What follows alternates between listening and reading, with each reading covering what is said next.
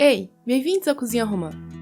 Hoje tem massa de torta de chocolate e um jeito fofo de transformar um docinho numa sobremesa mais interessante. E essa massa tem como base 75 gramas de manteiga, que mesmo ficando fora da geladeira ainda está bem firme por conta do frio. Se for o seu caso também, é só amassar um pouco com um garfo. Dá para ir amassando junto com o próximo ingrediente, que é 1/4 de xícara de açúcar refinado. E, como a ideia não é incorporar muito ar nesse creme, você pode continuar todo o processo com um garfo, mas com o fouet costuma ser mais rápido. Assim que o açúcar sumir na manteiga, eu junto nessa mistura uma gema e bato de novo até ela ser incorporada. E a partir de então, é melhor trabalhar com uma espátula ou uma colher, porque entram os ingredientes secos e a massa começa a ficar pesada.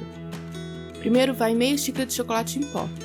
Eu uso um que é metade cacau e metade açúcar, então se você costuma usar cacau em casa, é só fazer essa mistura. Eu não tenho ideia de como essa receita ficaria com achocolatado no lugar, mas como ele tem muito açúcar, meu palpite é que a textura não daria certo e provavelmente ela não manteria a forma.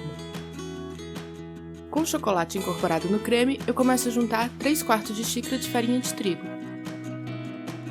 E aí realmente pode ficar difícil mexer até com a espátula. Eu gosto de finalizar essa massa com as mãos, sem sovar, e não me preocupo muito em aquecer a manteiga, porque assim que tudo estiver homogêneo, eu vou levar para a geladeira por 1 hora.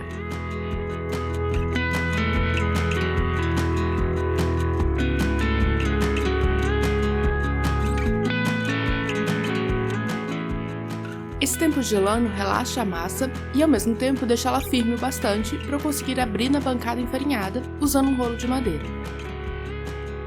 E eu abro até ela ficar com uns 3 ou 4 milímetros de espessura. Essa não é uma medida exata e pode variar um pouco, mas é bom lembrar que quanto mais fina a massa, mais delicada a tortinha e mais fácil dela quebrar.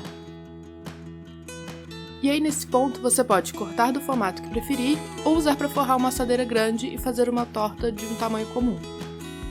Eu escolhi usar um cortador de flor de cerca de 8 centímetros, que é o tamanho ideal para que essa flor caiba em umas forminhas de empada que eu tenho aqui em casa.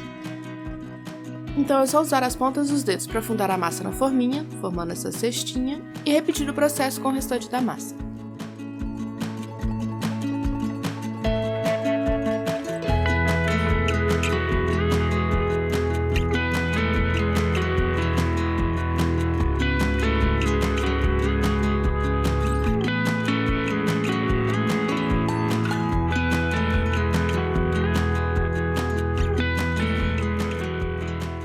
E os retalhos da massa que sobram são apertados, nunca sovados, juntos novamente, e eu abro a massa para poder cortar novas flores.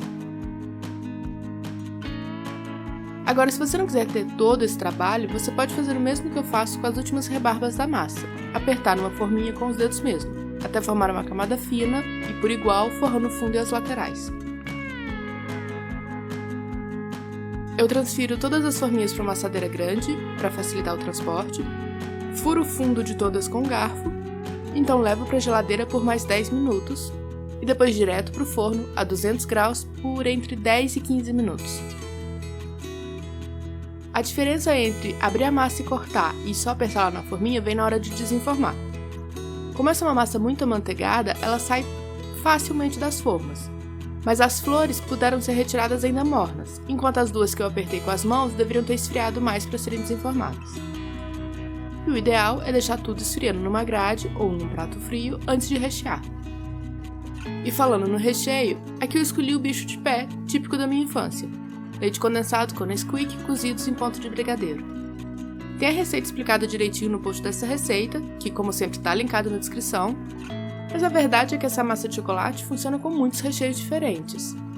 Doce de leite, brigadeiro tradicional, ganache de café, beijinho, creme de confeiteiro, curd de limão, tudo isso vai bem com uma massa de chocolate crocante e não muito doce. Agora, se ficou alguma dúvida ou se você quer me contar qual o seu recheio favorito para essas tortinhas, é para isso que servem os comentários. Tchau!